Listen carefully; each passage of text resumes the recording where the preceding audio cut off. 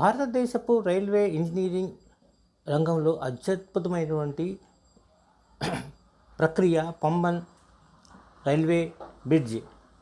ఈ బ్రిడ్జి పాత బ్రిడ్జి 1914లో ప్రారంభమైంది. అయితే ఈ బ్రిడ్జి పాడైపోవడం వల్ల 2019లో ఈ కొత్త బ్రిడ్జి కోసం ప్రయత్నం జరిగింది. $5 బిలియన్ వ్యయంతో 2020లో ప్రధాని మోడీ గారు ఈ ప్రాజెక్టు పనులు మొదలుపెట్టారు. అయితే ఇది వచ్చేటప్పటికి మొత్తం కొత్త వంతెన సమాంతరంగా 2.7 కిలోమీటర్లు పొడవు ఉంటుంది. ఇది దాదాపు 72 మీటర్ల ఎత్తులో వ్యూ స్కూల్ విభాగాన్ని కలిగి ఉంది.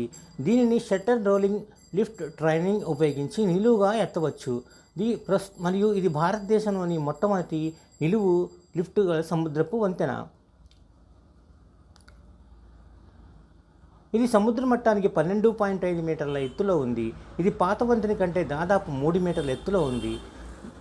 22 మీటర్ల ఎత్తు వరకు ఉన్న ఓడలు కూడా దీని నుండి సులభంగా వెళ్ళడానికి అవకాశం ఉంటుంది. ఈ వంతెన డబుల్ ట్రాక్ రైల్వేను కలిగి ఉంది. అలాగే ఈ వంతెన పలువురు ఈ వంతెన యొక్క నిర్మాణాన్ని ఇంజనీరింగ్ అద్భుతంగా అభివర్ణిస్తారు.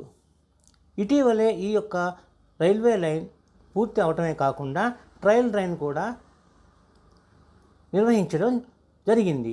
ఇది సక్సెస్ఫుల్గా ఈ ట్రయల్ రన్ నిర్వహించడంతో రైల్వే వికాస్ నిగమ్ లిమిటెడ్ వారు సంతృప్తి చెందారు. అయితే దీన్ని త్వరలోనే ప్రధాని మోడీ గారు దీనిని ప్రారంభించడానికి ప్రయత్నం చేస్తున్నారు. ఇది ఏప్రిల్ 6వ తారీఖున ఇది ప్రారంభించబడుతుందని తెలియజేస్తున్నారు. ఫ్రెండ్స్, ఈ వీడియో నచ్చితే లైక్ చేయండి, షేర్ చేయండి.